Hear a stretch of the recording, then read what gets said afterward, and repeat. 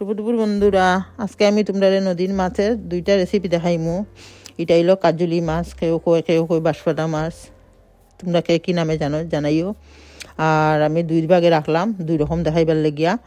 আর এটা আমি কাঁচা মাছ দিয়ে রান্না করবো, কেন এটা ছোটো মাছরও কাঁচা মাছ দিয়েও ভালো হয়, কিন্তু এটা বাজা যখন করি আমরা বাজা করি রান্না করলে এটার কোনো ভিটামিন থাকে না, শরীর লেগেও ভালো হয় না। লেগে আমি সবসময় নদীর মাছ বা যে কোনো ছোটো মাছ আমি সবসময় কাঁচা রান্না করি। কাঁচা সব মশলা দিয়ে একসঙ্গে হলুদ, লবণ, কাঁচামরিচ, কাঁচা সরষের তেল, ধনিয়া পাতা দিয়া একসঙ্গে ভালো করে মাখিয়ে এইদিকে কড়াইতে আমি একটু সরষের তেল দিলাম। এটা তো সরষের তেল দিয়ে বেলে স্বাদ হয় বেশি। তারপরে ফুরনে দিলাম কালো জিরা দিয়ে আমি সব মাছ একসঙ্গে দিলাম কড়াইতে দিয়ে আমি কড়াই ধরিয়ে লাড়মু। কিন্তু দেখো আমি কিন্তু কোনো আধা ঘন্টার ব্যবহার করি আর নাই, কেন করলে তো মাছ সব ভাঙ্গি যাব আর মাছ আর পাওয়া যেত না।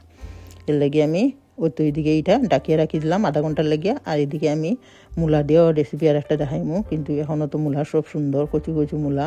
তারপরে আমি মাছ দিলাম, দিয়া হলুদ, লবণ, একদম সাধারণ মশলা হালকা করিয়া রান্না করবো। কাঁচামরিচ দিয়া, ধনিয়া পাতা দিয়ে, কেন মরিচের গুঁড়া দেওয়া যেত না, দিলে ভালো লাগতো না খাইতে।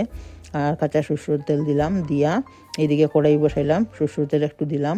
আর এদিকে সব একসঙ্গে মাখমু, মাখিয়া ফুরনে দিমু, পাঁচ ফুরন আর সব দিলাইমু বইও। আর দিয়ে আমি দেখো কড়াই দিয়ে লাড়িয়ে আমি কিন্তু কোনো কিছু লাড়তে কোনো কিছুর দরকার নাই, কেন লাড়ার। আর একটু জল দিলাইমু মশলা দেওয়া, আর একটু ডাকিয়ে রাখি দিমু। বেশিক্ষণ লাগে না রান্না করতে। অল্প হলো ওই যে অল্প অল্প জল দিমু, শুকনা করিয়া বানাইমু এটা।